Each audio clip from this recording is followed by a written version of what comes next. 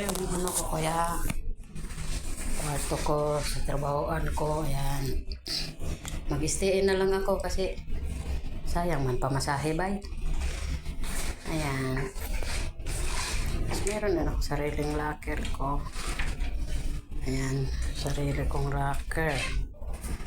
O, di ba?